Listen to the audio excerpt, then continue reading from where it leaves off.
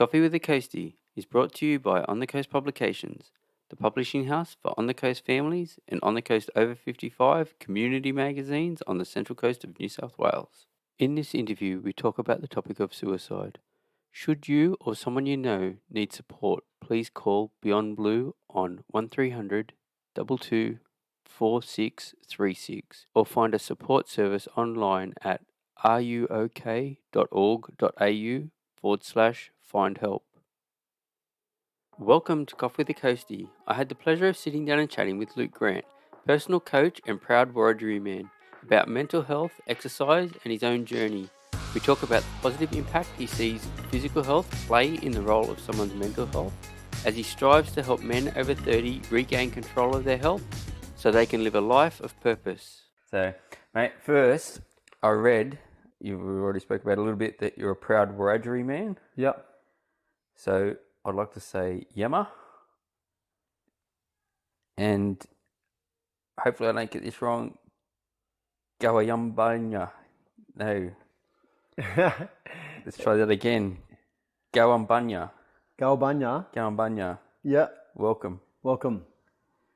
So there's a few different ways you can say hello in Wiradjuri. So Yama is one of them, and it's pretty generalised across the I suppose the state. Yama. Yama is pretty much publicly used as a welcoming and hello in most nations, which is what we call our tribes. We call them nations. It's modernised, but it's called nations.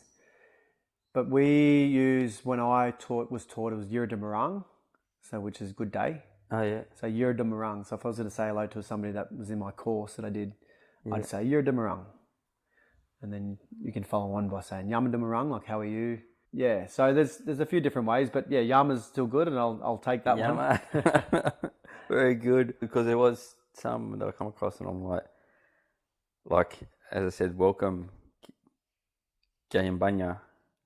Yeah, I haven't heard that one. Haven't you? No. What about, I had also Mandangu. Mandangu is thank you. Yeah. Mandangu. So thank you for joining me. Nah, pleasure. Absolute pleasure. Mate, I feel a big part of why we do what we do as we get older is because of the events that occurred throughout our life's journey. It's definitely what's brought me here. Could you share some of your story from growing up in Kyogle? Kyogle.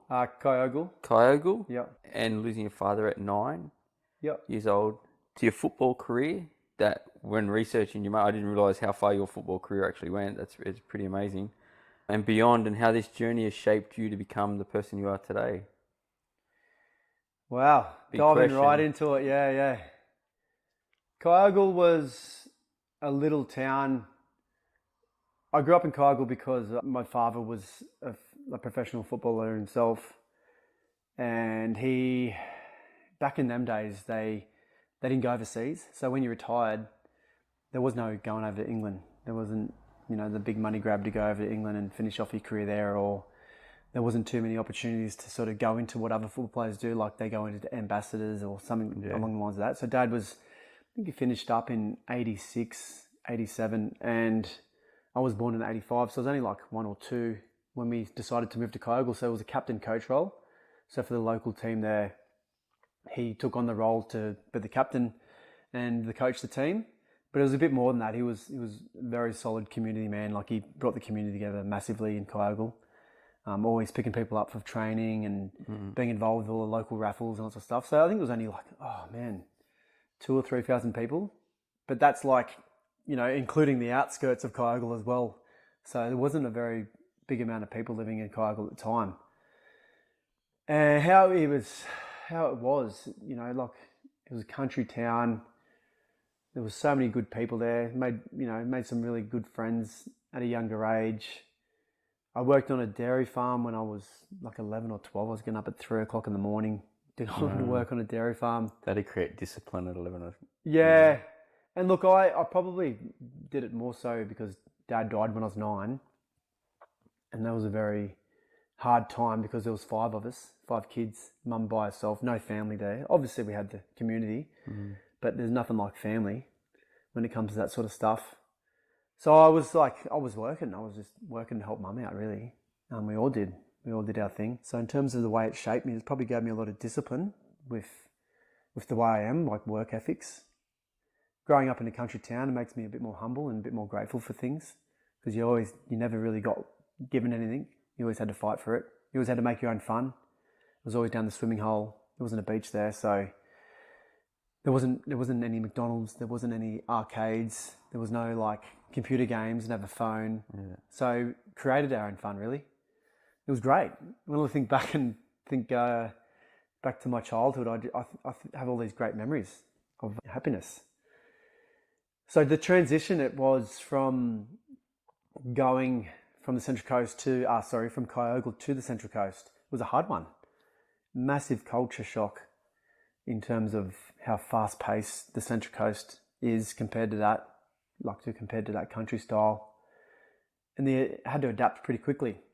And, we moved down here when I was 14. I was in year 9.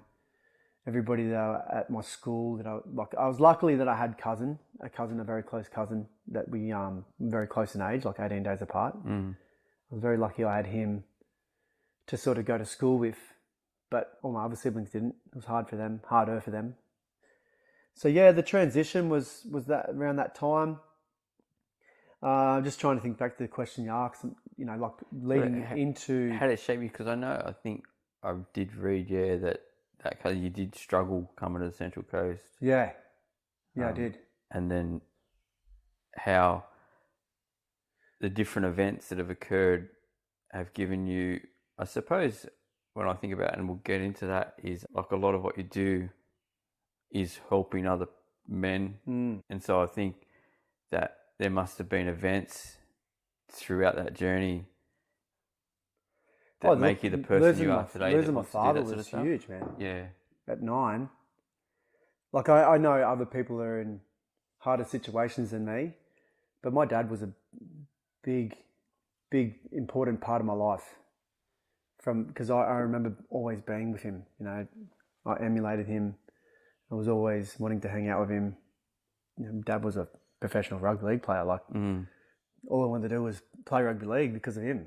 And he also, watching him do what he did for the community, it shaped me. It programmed me to be like that. So a big part of the reason why I am today is because of him. I think there's some science behind from 0 to 9 you're shaped subconsciously. Yeah, well, that's what they say. Give me a child from 0 to 7. I think Hitler said that, didn't he? Well, I think a few people have said it. Yeah. But yeah, same concept. A lot of smart minds have said it. Yeah. Not that Hitler's smart, but I'm just saying. Yeah.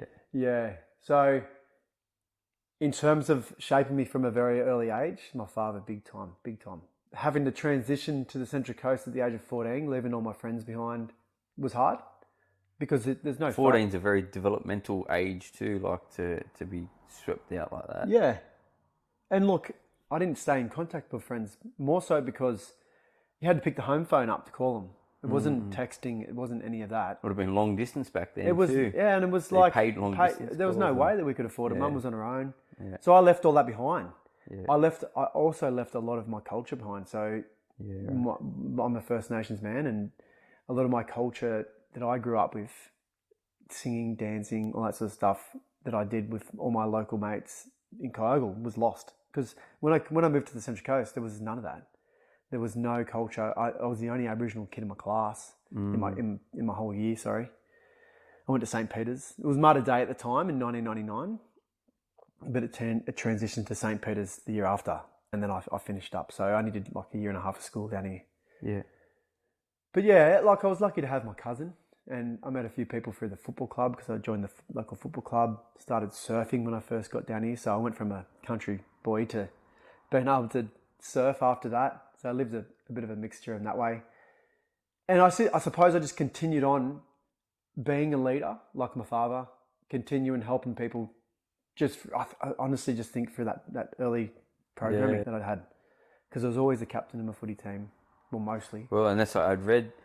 Your father was the first captain of Canberra? Yeah, was the inaugural captain of the Canberra Raiders. Which is massive, like when you think about Indigenous opportunities back in those days, like in the early 80s, to be like... Would have been huge back then. Yeah, he was natural born leader, and I feel like that come from his father, who I've never met. he unfortunately died at a young age too.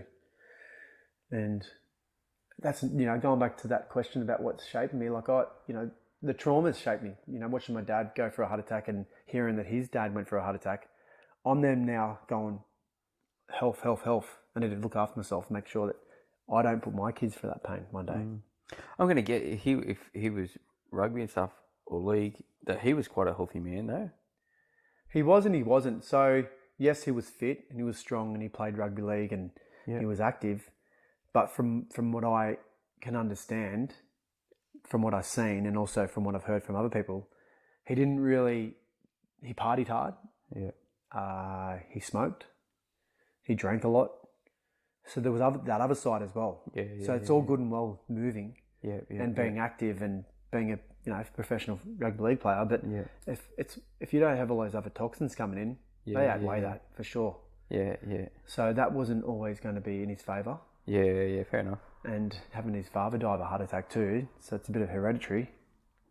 So moving into more so, later teens, early 20s, I just also always dive myself into hard stuff. If I wanted a hard training session, I'd always do it myself, or I would always try and eat good. I remember going away for football all the time, and there'd always be some strange reason. There'd always be like a McDonald's or a healthy option, like a Subway, and I would always be the only player, or one of the only players that would go the healthy option.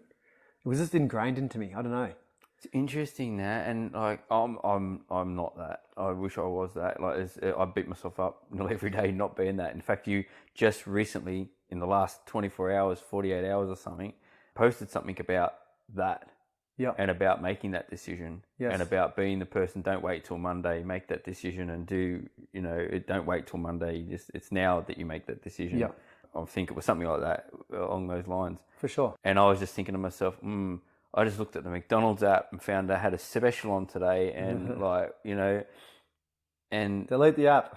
I was reading it going, oh no, he's talking to me. Yeah.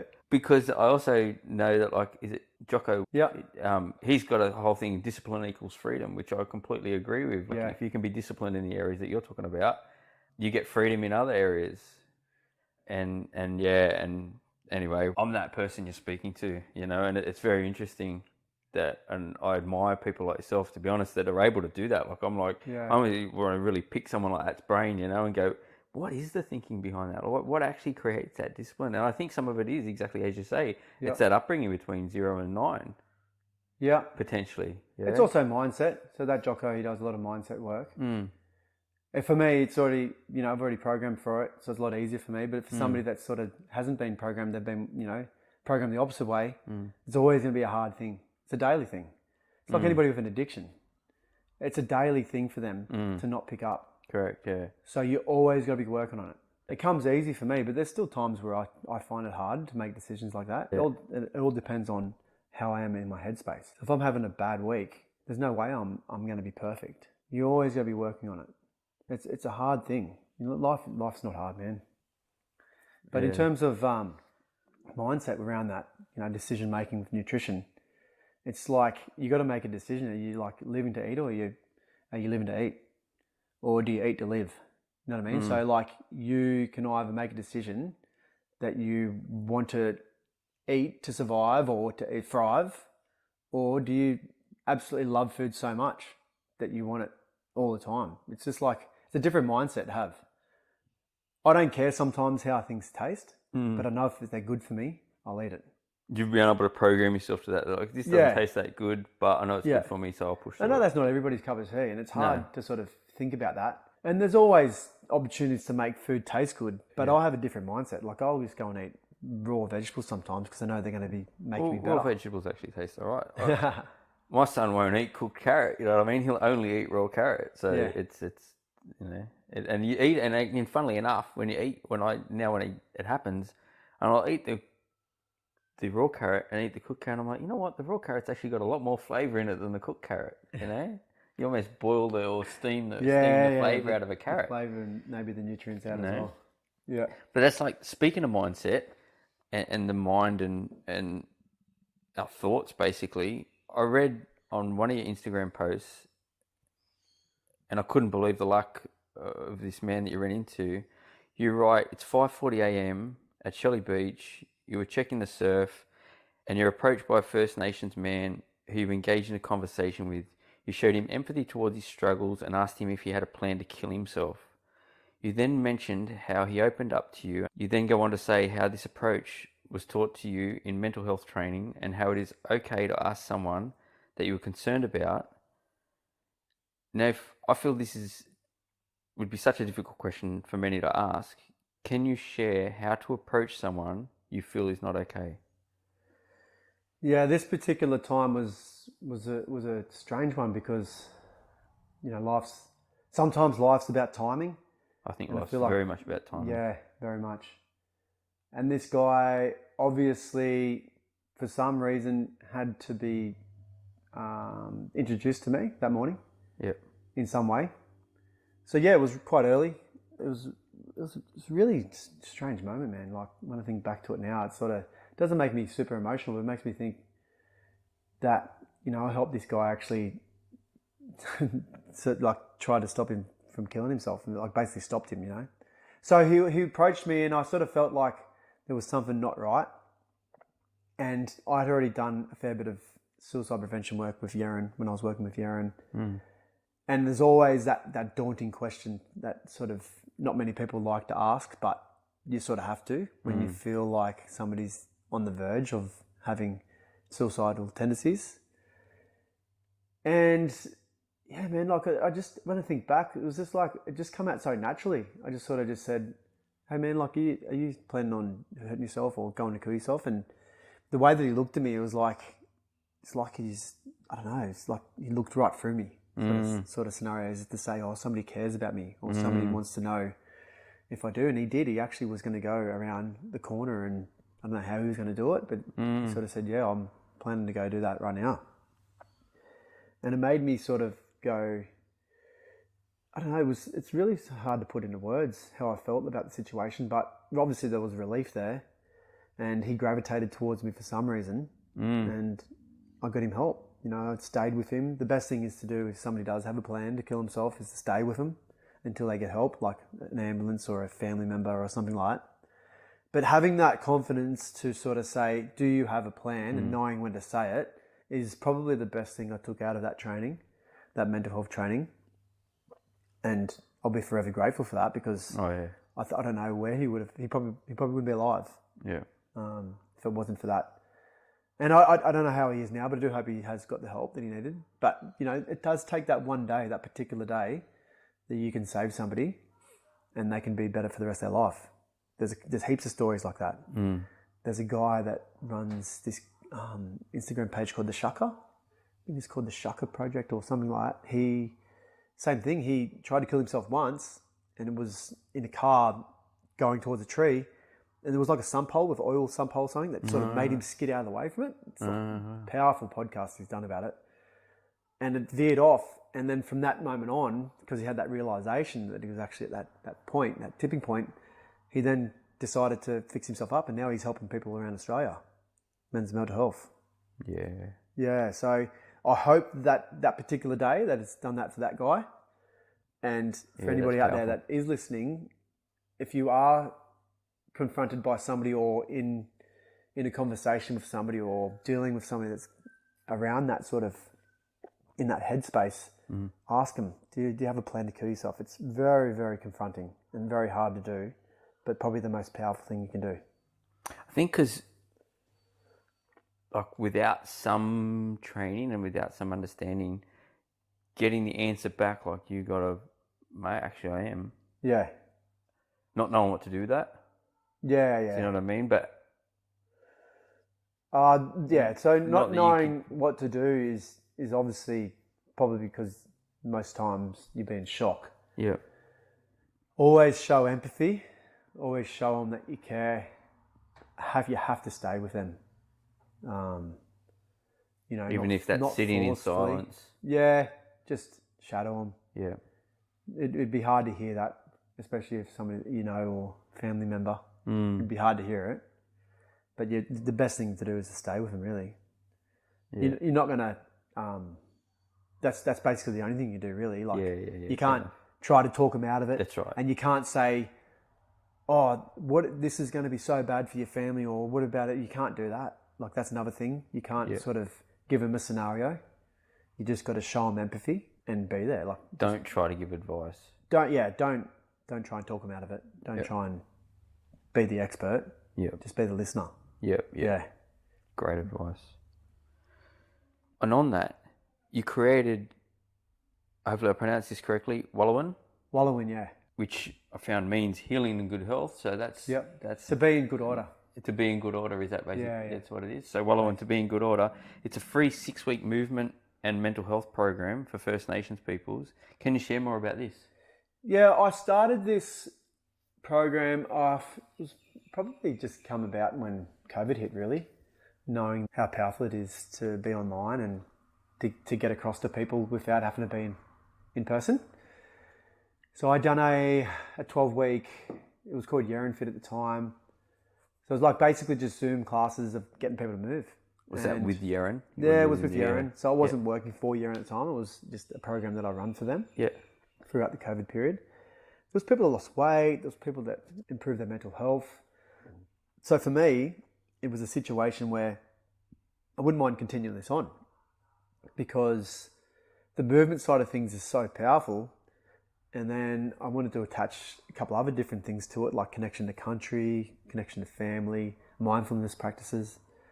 So trying to have that aspect of an overall health in one place that people can do online, that was more the concept of it. And at the time I was training somebody one-on-one. His name's James, another Indigenous man. And he knows all that space. Like, he runs a IT recruiting company up in Newcastle. And we just brainstormed a few different ideas and created it. Yeah. Created it just off the back of an idea, but now it's a product.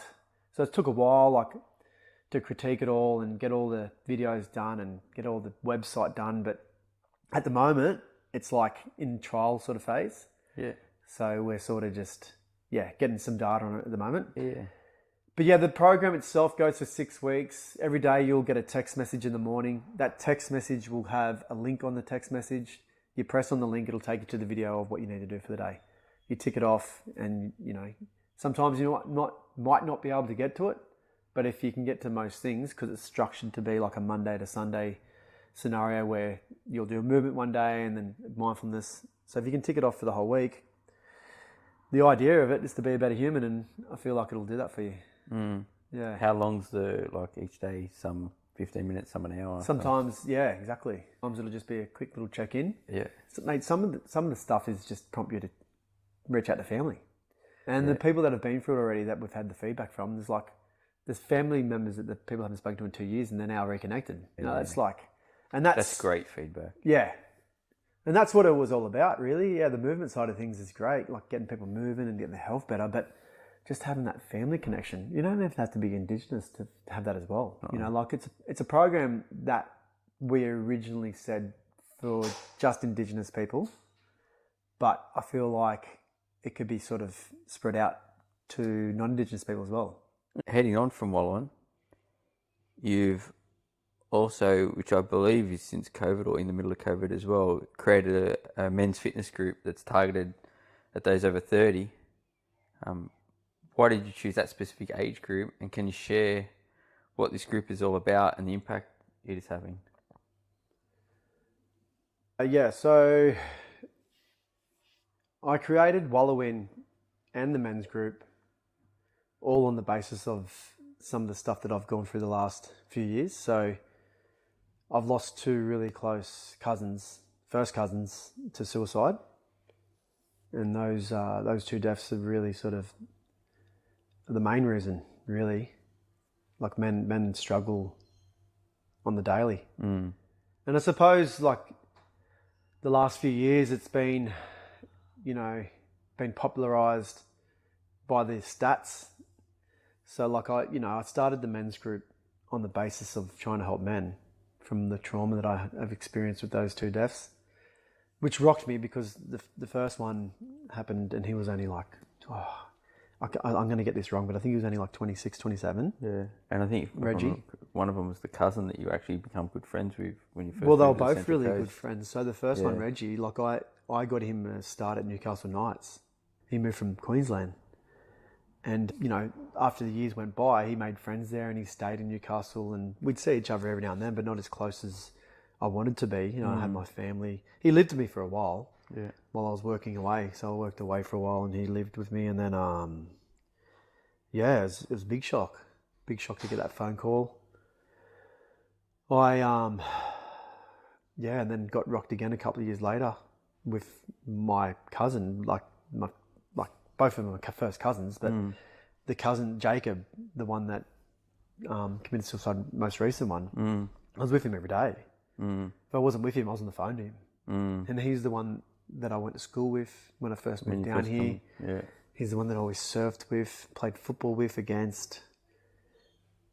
And that was a really hard moment of my life, which again shaped me. Going back to that first question, it's really shaped me who I am. Because you can go one way or the other, really. You can be depressed over it and have trauma, or you can look at the positives that it was in his life and try and better anybody else that's going to go through that. Yeah. So the men's group is something that I started as a little side gig at the start of the year, and it's going really strong. It's turned into something more than a side gig. It's turned into something a lot more than a side gig. So it's so rewarding, man. Like watching the men change. You know, like I get them at the early stages of haven't been in the gym for a very long time or just starting out, and you just see their aura just develop in such a positive way. It's so rewarding for me. Like it is my job, but I don't call it a job because it's so rewarding, and I see all these changes in these men, and then you see their wives at the school, the drop-offs, and they're like saying hi to you even more so. And it's like, I know why you're saying hi to me, because your husband's more happier and more present. It's huge for me. The training's great, but that other stuff, the text messages I get, the people that wanting to sort of, you know, say hello to me more, like that's where it's at for me, man. Yeah, and I've seen that a lot. There was quite a bit where there's guys commenting or you sharing like experiences you had where this is my why, you know, and it's someone thanking you for helping them in some way. Yeah. And again, going back to Dad, he's got to play a massive part in that, because me, like, remembering him helping people out, get to training and making sure they're all right, giving them money, you know, like all that sort of stuff comes back to that, really. That's actually just, I think when I was waiting for you, actually, I was Facebook scrolling a little bit, which I know we'll probably get to that, but there was a comment, someone had posted something about talking about giving. It was one of the Hepburns or something, and she was talking about her experience as a child, and her and her father in the line at the circus, and there was a family in front of her that had 5 kids or 8 kids, plus the husband and wife, and the husband got told how much the tickets were going to cost, and he couldn't, realised he couldn't afford tickets for this circus, like this was many years ago, and Hepburn and her father were behind him, and he dropped his $20. Hepburn's father put the $20 on the ground and picked it up and said, "Hey mate, I think you've dropped this out of your pocket," and gave him the money to be able to pay for his family to go to the circus. Yeah, nice. But it actually turned out that her and her father couldn't actually afford to go to the circus now, so they went home. But he'd given his money to that family to be able to go to the circus. Yeah. And you talking about giving reminds me of that. Just happened to read that, you know, and in reading that you get a bit emotional. Yeah, you're like, you know, that's it is what it's about in many ways. It's but selfless acts. It's I don't know. It's what it's like. I think we've, as a community, as a whole, in some ways, just from what I've experienced, I feel like that's been lost a little bit. Oh, for sure. Just with life demands, man. Like, well, that's what we're all fighting to stay, like, you know. Yeah. That's why it was really good growing up a little bit, you know, a little bit. Yeah, and that's why I was like humbled about growing up in a country town, because I experienced all that stuff. You know, there wasn't too much of that going on. There was more people going, "I'll come over and do your lawns, and you can do this for me." You know, like a bit of a trade-off deals. And it's funny, like you reference that as a country town. I reference that as the Central Coast. Like I grew up in Western Sydney, and we moved here just on 6 years ago. And for me, the community that's here on the Central Coast feels a bit like that, or does feel like that, right? And that's why it's nice to be around people like yourself that are creating those communities, because I feel like, oh, my kids like being near the beach and growing up with a bit more of a community where one another know each other and or help each other out, and where I didn't, by the time we left West Sydney, I didn't feel like that was like that. Yeah. And feel like developing that here. It's funny how like Kyogle, there was, well, I'm not sure about Kyogle now, but there was a massive community there. Yeah. And then it gets like a little tiny bit less when you get to the Central Coast, but then when you get to Sydney, it's all gone. And then it gets reversed. So you come back from Sydney, if you were to go to Kyogle from now, you'd probably get that community even more so. Yeah, 100%. The smaller population, the more community. Yeah. No, definitely. So you spoke about normalising men needing emotional support, and trying to do this without them feeling weak can be challenging, you know. I think I've mentioned to you in our conversation, I've personally sought help, and I'm feeling so much better for it, to be honest. Though it took me many years to get to the point where I was like, you know what, let me just go and seek help and just speak to someone and do whatever that entails. But it's been my exposure to the amazing people that I've got to sit down and chat with, that I've then gone on to respect because they've shared what they've shared with me, that's made me go, you know what, there's nothing wrong with that. And I don't think everybody gets the privilege of being able to be in that circle, to be able to go, actually, no, it's all right for me to go and ask for help. It's not a weak moment, or it's not a thing. In fact, to be honest, since seeking that, I feel much stronger than I've ever felt mentally, like to that point, like. But yet the thought of going and doing that can make someone feel weak. And I know we've come a long way since 50 years ago, though. What more do you feel can be done to normalise men reaching out for help? Yeah, that's a loaded question, man. It's funny how like we've got more suicide deaths in men than we've ever had, but we've got the most amount ever psychologists, psychiatrists, it's crazy, and drugs available. Booked out till the cows come home. Yeah. You know, like it's. So in terms of, you know, creating eligibility and the confidence and all that sort of stuff to be able to fix yourself, it does come within, but it's also creating a space for that as well. I don't believe there's enough space out there for men to open up like that and to be able to fix themselves in that way. So like I've got my thing. I use movement and some breathing and some ice baths and all stuff to get that out of the men. But another huge thing that I can never ever do enough of, because it's just really hard to sort of coordinate everybody to go away. When we went out and did a night out in the stars, mate, that was so powerful. I've done it a couple of times now. It's part of our program, but it's just, like I said, it's hard to get everybody to sort of line up. Everyone's got commitments, commitments, this, that. But when we do it, there's some stuff out there that happens that potentially could save lives, or if not, make the person better for a very long time. So opening up in front of men is huge, but trying to find that. There's not many places. A non-judgmental environment. Non-judgmental, in a safe space, out in the open, around a fire. Nothing better, really. Yeah. And that you don't, like, honestly, you don't need a group like mine to be able to do that. To have the confidence to go to your mates, let's go have a camping trip. Let's go talk about our shit. Like, that needs to be normalised. And for that to be normalised, things like My Men's Group and other places like the Shaka Guy and all that, there needs to be more of it. There needs to be heaps more. We need to bring that stat down, man. On average, 7 point something, whatever it is. 7 guys die a day, per day, in Australia. 7 men die every single day in Australia. Wow, I didn't know that was a stat. Yeah. It's huge.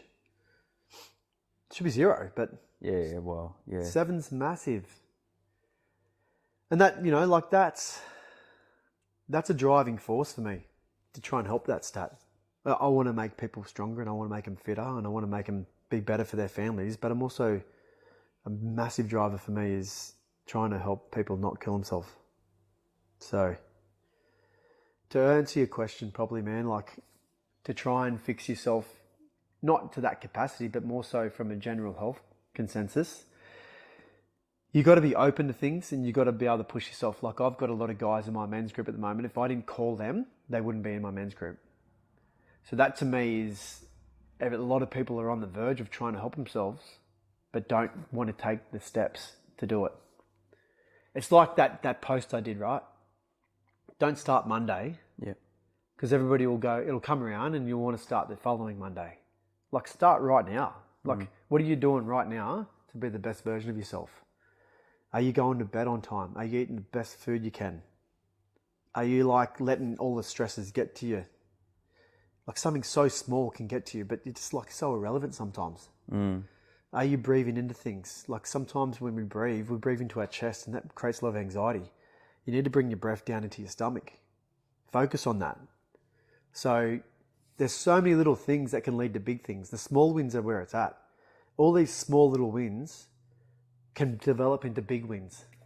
So if you start right now, like start your journey right now, like wherever you're sitting right now, make some steps towards it. And then every time you do something small, it could lead you to sign up to a boot camp or lead you to whatever you want to do. But just trying to create that confidence, man. Like males we're the biggest self-doubters. We are. Like we've got this big macho thing about us, big egotistical sort of feel. But most of us are just not that. Yeah. And we're providers as well. Like we provide. So there's a lot of expectations around that. So there's a lot of pressures that make us not want to sort of work on ourselves. But it's just the small stuff, man. Because you can feel like potentially that you've got to give up yourself for others to be able to support others or something? Is that? Yeah, that like time's a big thing. You know, like find? helping the family out with whatever's needed at home, like whether it's kids related or dinner or washing, whatever. Yeah. That's hard because like you do need to be present in that way, and that's why I created the men's group to be 5 a.m.s. Because nobody's really up at 5 a.m. Yeah. And creates a bit of mental resilience. Including a lot of the men. Sorry? Including a lot of the men. Yeah, that's right. Well, it's 5 or 6. You know, Yeah, sometimes you get some people in the 6, but mostly they come at 5. Get over and done with so they can be home in the afternoon. Yeah, so...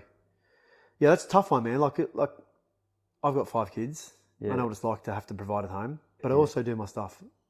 I also make sure that I'm prioritising my health because I need to be there for them. Short term and long term. You know, I need to be strong, I need to be healthy so I can play with them. I can work as hard as I can. But also look at my longevity stuff as well. Like I always make sure I'm being functional and do it. Like I don't drink anymore. Because when I'm in my 80s, I want to be doing what I'm doing right now. I want to be showing my grandkids how to train. But not only showing them, doing it with them. Yeah. That's, you know, my philosophy is always longevity and always has been. Just from that pain of losing my dad, man. That was huge. It would be. And I've been injured a lot. I've been injured so many times. Well, the injuries ended your football career, basically. Yeah, they did. Like from what I understand. Yep. They massively did. And that like... How do you train with so many injuries? Like, I mean, I could sit in, obviously I'm in no shape like you, right? And I could sit in now and go, which it is, my shoulder's playing up, this and that. How have you trained around injuries, obviously, to get to where you are? These days, I know what to do to fix it.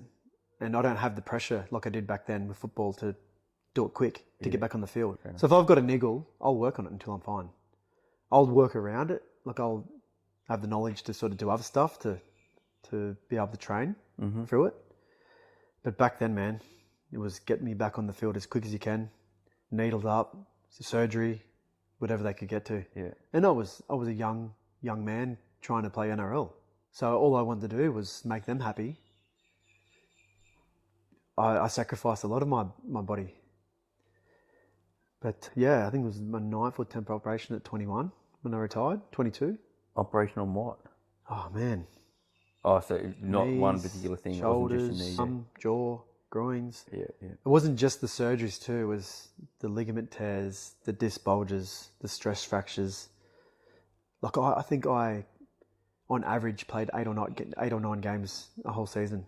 And that happened, 3 or 4 seasons back to back. And I feel in some ways I was pushed really early as well. Like I was 19, 20 playing front row in reserve grades. I was playing against men. Probably a big part of that. You wanted to be pushed too. With your father. Yeah, exactly. You know, the pressures of stepping, that you put on yourself to walking in the perform, same steps as dad. You were happy to be pushed. Yeah. But I tell you one thing right now is like, I have, like, sounds like I'm floating my own boat, but we'll have to say this. I've got a lot of resilience because I've had a lot of shit things happen to me over the last few years. Like the suicides is nothing compared to some of the other things that happen. And me pushing myself into those training sessions and being injured and facing all those adversities has really sort of shaped me as well. Like going to that original question. I don't recommend anybody go and get injured. I'm just telling you where I am now is from all the adversity that I've faced has created this resilience in me that like I don't give up too easy. Yeah. And it's interesting that like I've spoken to a life coach, Kerry Devonport actually, and I had this similar a question that I'm going to ask because I'm curious now because you have had so much adversity happen, right? And you're sort of saying, oh, I'm glad because now it's built my resilience. But you're also saying, I wouldn't want my kids to go through that. But yeah, you'd want your kids to have your resilience in some way because you don't want them to think. Yeah. So where's that happy medium, do you think? Yeah, that's building resilience in your own children. Great question. Yet not having them experience the trauma that you've experienced to have That's that right. resilience. Yeah, unfortunately, I learned the hard way. I learned how to be resilient the hard Question way. is though, is there any other way? Yeah, there is. Yeah. Mindset. Yep. Putting yourself into situations that are uncomfortable and being comfortable with it. You know, you got your David Goggins and all those gurus. Mate, there's reasons for the reason. There's reasons for them to be preaching what they're preaching. Yep. Because being comfortable, staying in your lane, watching your movies at night and being comfortable with your employment, you're not going to grow. So I'll always push my children to put themselves into that uncomfortable zone. I'll give you an example. My son, my only son out of the 5 kids, he's such a weapon, and he has this self-doubt every now and then. And I got him into jiu-jitsu. Highly recommend it for any parent and when it gets their children into something that is great for their development. Yeah. And we started putting him in comps. And the first comp he got tapped out and he was crying, mate, like hysterical. Didn't want to do it ever again. Hurt his neck, all that sort of stuff. And then pushed him again to another one, pushed him again. And then he started to like it a little bit because he started to win here and there. Yeah. But I always told him that a loss is not a loss. A loss is a learning curve. And he ended up just recently, not long ago, won the state championships. So Miko just won state championships for his age group, and he actually had to go up on the day, had to go up a weight heavier. It was incredible. Like that is an example, pushing your kids into something that makes them feel a little bit uncomfortable, but in a safe way, obviously. Yeah. Adversity and things in life are going to happen, and preparing them for those times is huge as well. Being able to deal with it, good. Like I feel like I deal with things in the most positive ways because I've had the loss, I've had, the trauma. I'm not sure. I can't really sort of pinpoint exactly why I'm so good what I am, but all I can say is the adversity I've caused along the way. I don't expect anybody to go through what I've gone through, some of the stuff, but you can set yourself up to be the best version of yourself with stuff by making yourself feel uncomfortable in certain situations. They're going to better you, like cold and hot exposure is an example.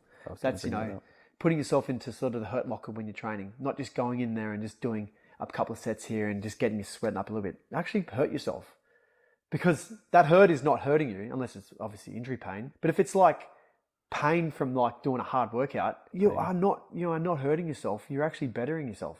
Like I'll go and train and I'll make sure that I'm hurting most of the time. You got to be smart about things. You can't just do it all the time because you can get this, you can overtrain. But when you are feeling good, making sure that you're going that little bit extra because that's going to help you when something does come up like a death or anything, a loss of anything, any type. A job loss. I just lost my job a couple of weeks ago. Yeah. What have I done? Sit there and bloody twiddle my thumbs. I'm working my ass off. So being able to sort of encourage your kids in that way is huge. But yeah, resilience is one of those things that you just got to keep working on. Yeah. And so you've touched on it a bit already, but like, and as you said, you've had many challenges, personal separations. We've just touched on physical injuries, and those that are close to you passing away. And you've even mentioned just now again, that there's many moments that you've grappled with in your own life, and I'm pretty sure I read that you've even grappled with those own thoughts of suicide in your own life as well. How have you managed your own mental well-being over the years? And do you actually have any daily rituals? Because I know you've even mentioned there's one of the detoxes you need is a detox of the mind.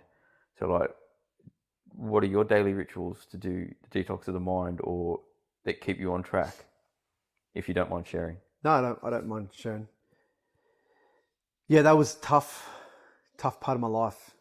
That moment where I felt like I was like wanting to end my life, but more so a bit unconscious with it as well. So just touching on that situation, I retired early from football. I was only 21 or 22. So all those dreams got taken away from me, the pressures of trying to walk in my father's footsteps, broken up with my long-term girlfriend. And I was really good up until this point. Like I was just like an angel. Mm-hmm. Hardly drank, only like partied every now and then. Didn't really drink when I was 18 or 19. And it just sort of hit me like at about 21, 22. I was sort of like, felt like I missed out on a lot of stuff. So I moved to Sydney and you can only imagine being exposed to all the stuff that I wasn't doing in my previous few years. So I sort of made up for it, really. And look, I was probably self-destruction as well, like just going down that path of self-destruction. And there was just a couple of, moments where I was just like, oh, what am I doing type of thing. And then there was this one particular night where I was so down on myself with where I'd gotten to in my life. Like I was involved heavily with drugs. Yeah. And, selling, taking, whatever else. I was living the party life. And there was probably a moment there where I either wanted to not be here or just didn't care. So I took too many sleeping tablets one night, and I thought I was Gonskis. Mm. And that was a really, really hard moment for me, being the person that I was and how strong I was leading up to 6 months prior to that. So it made me be a bit more aware, sort of similar to that story I was sharing before about that guy almost, killing himself and just waking up sort of scenario. So that was huge for me. I did really turn things around after that, because that the was night you took too many sleeping pills. That was a massive pivot for me. And I started to change. It wasn't overnight. I got myself away from all that sort of stuff and ended up getting back with my ex-partner and having 3 kids with her. And to answer your question about the daily ritual thing, I've been involved with a lot of different strategies and theories, and I've been studying this stuff for 20-something years. And for me, it's been like an ever-changing thing with the spirituality, mindfulness stuff. The training's always been the same. That'll never change. The physical training will never change. Yeah, I have my own philosophies of that, and I've learned along the way and taken a little bit from different other people. But the mindfulness stuff is a different one, man.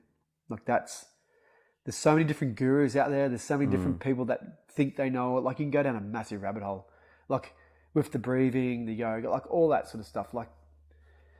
I found a guy, would have been 10 years ago now, and he was ahead of his time. Still is, I believe. Some of his stuff is old school. His name's Paul Chek, C-H-E-K. Yeah, I've done a lot of his work, and he's like this guy who's got abs and shoulders above shoulders. Pick rocks up. Yeah, he's a rock stacker. Yeah, he's a rock But stacker. he's the most spiritual man I've ever met. Yep. So the way he does things is pretty much how I've adapted my lifestyles. So I don't go as extreme as him. He talks to his food before he eats it and stuff like that. He does a lot of soul connection and all that. I just take a little bit of his stuff away from, I take a little bit of his stuff into my practices. So he does a lot of Tai Chi. Yeah. I got into Tai Chi for a few years there. He does a lot of stretching, walking meditation. There's heaps, man. There's heaps that he does He does a that lot. I've done over the years, but not as consistent. So currently on a daily basis, what would you do? Currently on the daily basis, I haven't been super strict with myself on that side of it. I unfortunately have this men's group that I go to Tuesday, Wednesday, Thursday morning and Saturday mornings. Yep. That for me is really rewarding to see guys change and see that I'm actually changing their lives. At the moment, man, you've actually caught me out here. Like I haven't been doing a lot lately, to be honest. Yeah. If I was to be doing something, I would definitely be doing the walking meditation. So the walking meditation is a practice that I've used heaps before where every step you count. So say if you get to 5 steps of your breath in, you do 5 steps on your breath out. And when you're walking, you look around and you really like sort of take everything in, like if you've got birds around you or whatever it is. Yep. And you do that for a while. And that's been really good for me in the past, but I haven't done that for a while now. I believe because there's a lot of things happening for me at the moment. Yeah. I believe I've stopped my mindfulness stuff just due to that. Yeah. And that's the thing, man. Like it goes in waves for me. Mm. Like I can be really in tune with myself and I can be doing my daily meditations or I can be doing Tai Chi again. But that for me, like I probably have time to do it and got the mental space to do it. But you've really caught me out here. I'm preaching all this stuff and not practicing it. No, but I think that there's a good thing to take out of that, and that is that because I can see you're still very fit, right? You're still in good condition overall. As you say, you've still got the men's group, so you're not completely disconnected from being connected, if you like. But then the other side of it is we do go in ups and downs and ins and outs. Like I don't. To be honest, what I've just started doing, but I'm not doing it properly or not doing it regularly enough, is box breathing. Yep. I did that with the men's group as well. I befriended an 80-year-old 15 black belt, and he's like, dude, box breathing. He's teaching me a box breathing technique. But I don't do it every day. But I think one of the things is what we do is when we're not doing it is beat ourselves up. Yep. We're not beating yourself up and just going, okay, I didn't do it today. Okay, let's just do it tomorrow. Yep. Or whatever that may be. And I think a big part of what I'm taking out of what you're saying is that currently, you're not doing anything. But that doesn't mean you're not going to do something, and that doesn't mean don't do it. It just means that it does come in ebbs and flows, and you don't necessarily do it all the time, but that doesn't mean don't ever do it. It just means, okay, let me just find my feet again and start again. I'll tell you one thing, man. So that's why I'm actually more curious from that. You said about the walking meditation. When you do come in, if you were, let's say you haven't done anything for a while, and then you're like, oh man, I know this one thing, this resets me, and then I can get back in again. That may be that walking meditation. I'll tell you what, I don't think it's anything besides training. I feel like when I've just reflected on it just now, because being consistent with something is the most important thing. And you are consistent physical training. Bob Proctor, I listened to a Bob Proctor podcast. Unfortunately, he passed away about a year ago. So he's an amazing human being. He's transformed a lot of lives with The Secret and he talks a lot about your paradigm. Yeah, the paradigm. So the paradigm ones that I'm listening to recently. Yeah. And he talks about consistency. And he was literally doing this podcast with Think and Grow Rich in his hand. He goes, I read this book every day. I have for the last 30, 40 years. Every day. For somebody that's transformed so many people's lives and probably knows more than most, still every day consistently trying to better himself. So if you find something, say if I really enjoyed that walking meditation, say if that really transformed me, if it was that much of an interest to me, and I knew it was good because I'm pretty disciplined, I'd still be doing it. But it wasn't. So when I think about your question, training is what keeps me intact and disciplined and makes my resilience better, and it makes me feel like I've got a purpose. Training is it, and that's me though. That maybe that walking meditation could work for somebody and they'll have to do that for the rest of their life, 3 times a week, 4 times a week, or even every day. But it's not mine. And when I reflect on it and answer your question properly, training is my my thing. That is my well-being daily routine. Sometimes I don't train and I feel like shit. But if I don't do it, if I am doing it, I know that I'm, like you said, that you feel like I'm in good nick. Well, I feel like for the age I am and the amount of injuries and the adversity I've gone through, I feel like I'm doing great. But if I didn't train, I wouldn't be. Say if I was just to do that walking meditation every day, I wouldn't be in good nick. Yeah. Because I feel like the amount of food that I eat, I need to do the physical activity. No, it's more so for the mind as well. So they're my daily practices. I want to make sure I'm training. And what is your, okay, so what is your training routine, regime? Oh, Even vaguely. sometimes I jump into the men's group. I jumped into the men's group yesterday. So and I do that on Saturdays, just to show the boys that, leading by example. Every day most days, the last 2 weeks, I've done Shelley Beach Sandhills. So I'll go and do the Sandhills either in the morning or night. Yep. And then I'll jump in the gym to supplement that. So some days I'll do a double session. So some days I'll do the hills in the morning and gym in the afternoon, or gym in the morning, hills in the afternoon. And that's not every day, Yep. but that's just been recently. Yep. So in the gym, I'll always keep it functional. I'll do compound movements where you don't want to squat, bench, dead, all that sort of stuff. So I'll keep my strength up, but I'm always putting a twist in. I'm always putting a single leg in or a single arm or on a Swiss ball. Yep. I'm always trying to keep it functional, because the functionality side of it, if you've got to try and use your core as much as you can, that's going to help you in the long run. Yep. So like I said, I want to be doing this when I'm 80. So yeah, my daily training regime always changes because I have to. Like I need to mix it up. I can't just train in the same place or, like do the same movement. Yep. I'll always mix it up. So I went for a surf yesterday. First time I've gone for a surf in a while, but I really enjoyed it. So I'll probably get back into that again. I was boxing at the start of the year. Yeah. I was getting ready for a fight. I injured myself, so I didn't end up having the fight.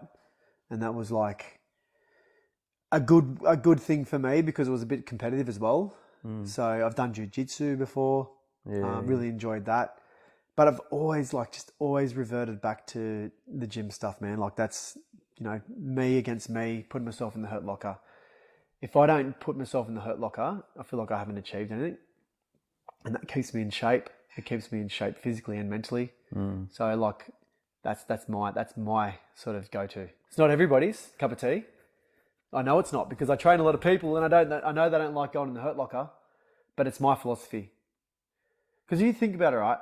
You're putting yourself in that uncomfortable position I was talking to you about before. You're putting yourself in an uncomfortable position and you need to be comfortable with that, right?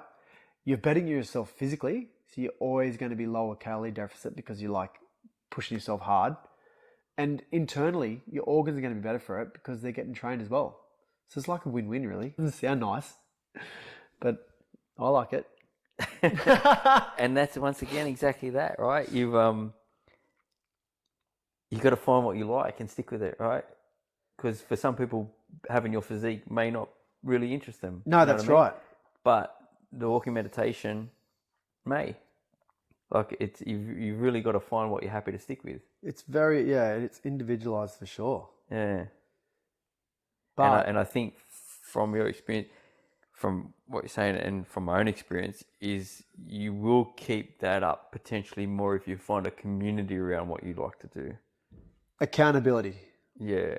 So you're accountable to, if you're in a hole, if you're not being the best version of yourself, you're more than likely unaccountable to anything.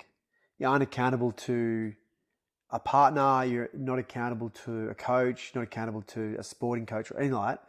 So it's you versus you. And if you're not pushing yourself, you don't have that accountability. For you to change, it's really hard. Really hard for you to go, all right, I'm gonna do this. But you join a group like the men's group, or you join a gym with like a nice group in it that you see the same people all the time. You start to have that accountability. Oh, where's Luke today? Why isn't he in? You know what I mean? Yeah, I do. So accountability is huge around that. Yeah, definitely. It's what I'm lacking, I think. I'm accountable to myself. Yeah. But that's programming throughout the years. It's taken to get there. It's taken a lot. Taken a lot of discipline, education. You got to figure out what your why is as well. Yeah. You know, the 5 whys. Yeah.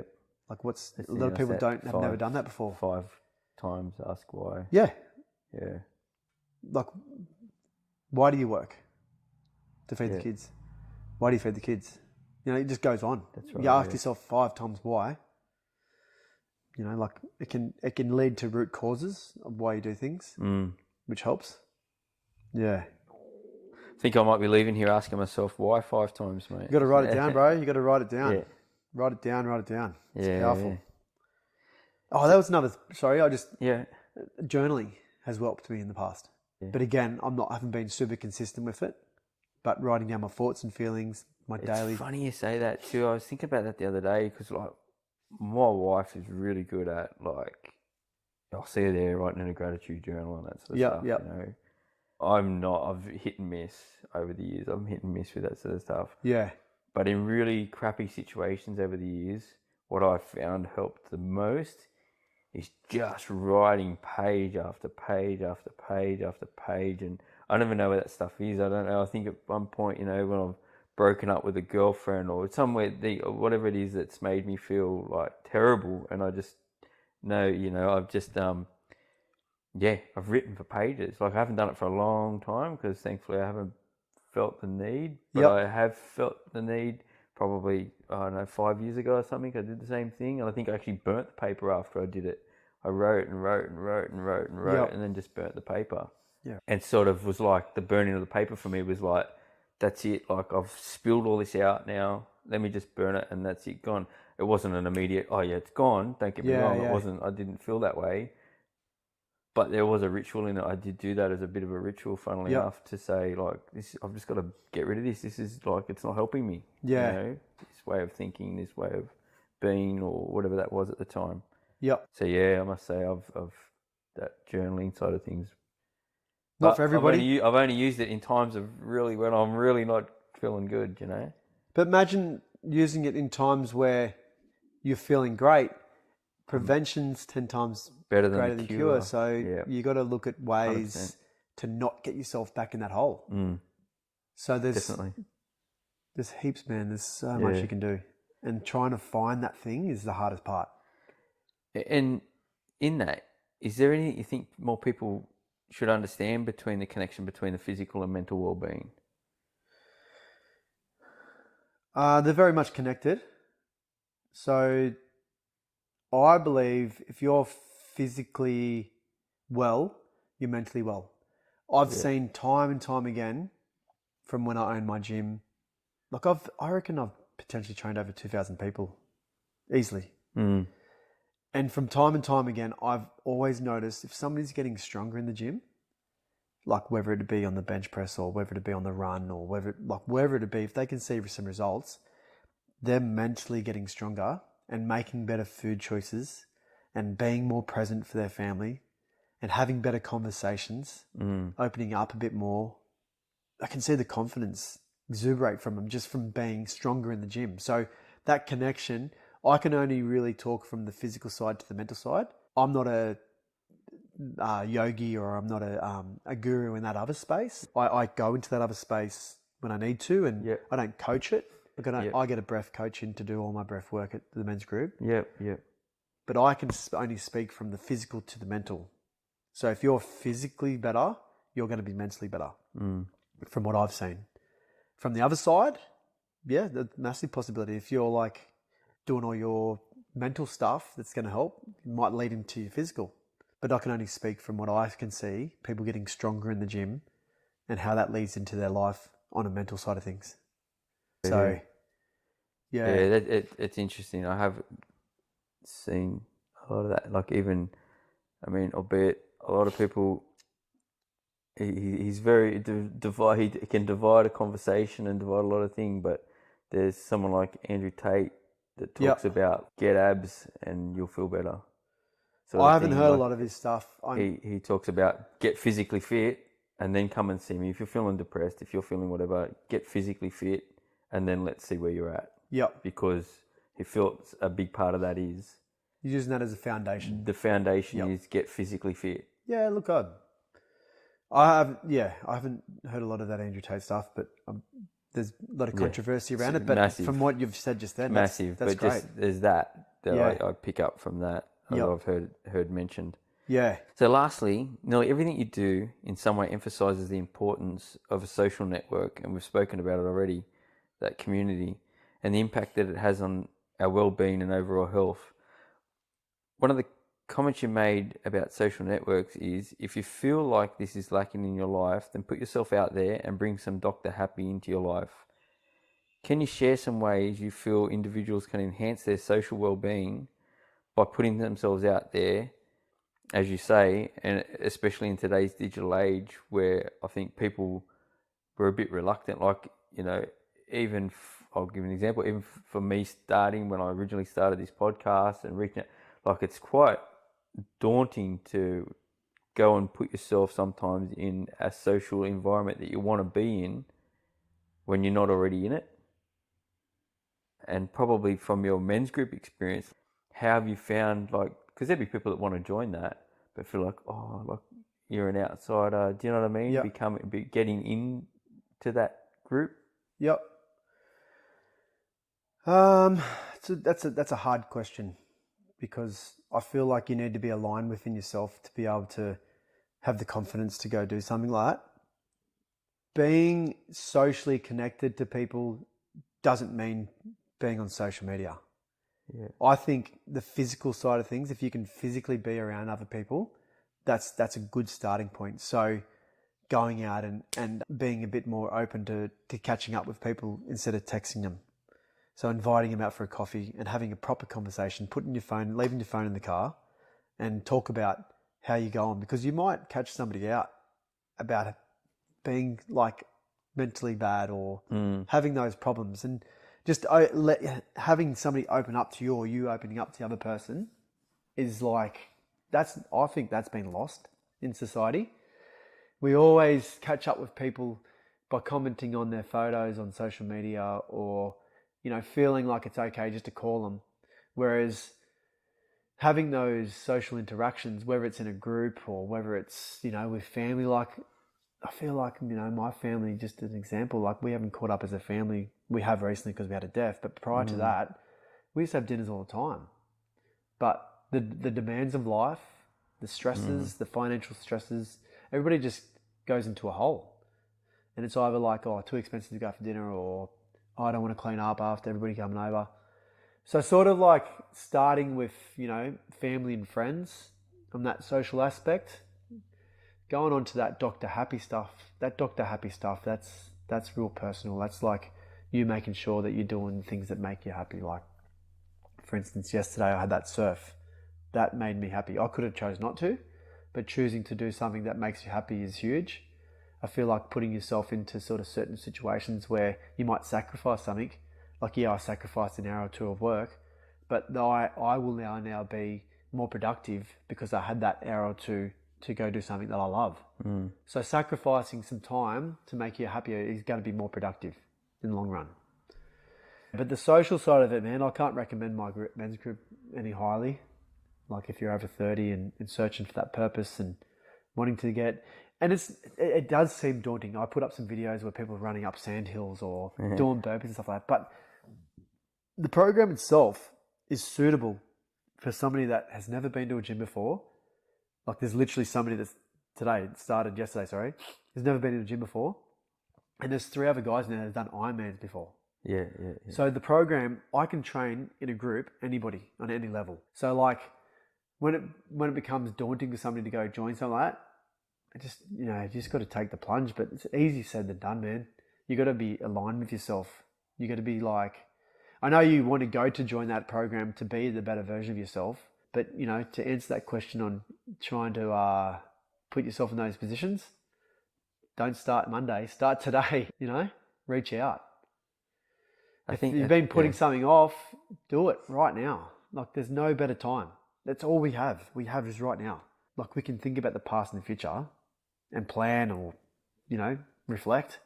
But what's like right now, it's all you can control. It's the most important part. Yeah.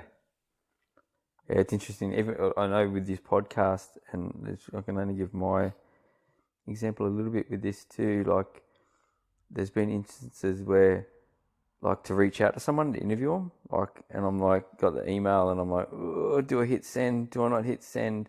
And just sort of closing your eyes and hitting send. You know what I mean? Like, just putting yourself in that. Like, if instinctually you want to do something, you've just sort of got to put yourself in it. I know within this, I've ended up in positions where you sort of feel like an imposter because you feel like, oh, do I really belong here? And I think it takes a little bit to do it a few times before you can go, actually, no, I am all right. But don't ever feel like you're going to be comfortable straight away. That's just part of it, right? It's just part of doing something new is feeling uncomfortable and accepting that uncomfortable is fine. Yeah. Imposter syndrome. I've got a bit of that. Yeah. Every now and then. It's hard. I get it at the moment. Like, I really want to learn to surf, right? But I don't surf. I did a surfing lesson, was able to stand up on a 9 foot, so I got there. But so if you didn't take that step to go down there, you'd be still sitting up at the top, going, oh, wherever you are, like at home, going, oh, I want to try surfing. I want to try surfing. I want to try surfing. But going and actually doing it and putting yourself in that sort of position felt comfortable, didn't it?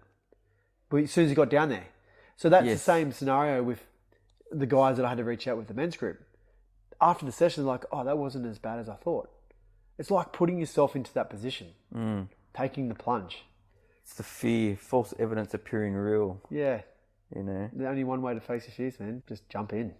Yeah. Well, on that, I'll try it again. Is it Mandangu? Mandangu. Thank you. So thank you, mate, for sitting down and sharing your story and having a chat. Yeah, all good. Been a pleasure. Thanks, Luke. No worries, Lukey. Thanks, brother. Coffee with the Coastie is brought to you by On the Coast Publications, the publishing house for On the Coast families and On the Coast over 55 community magazines on the central coast of New South Wales.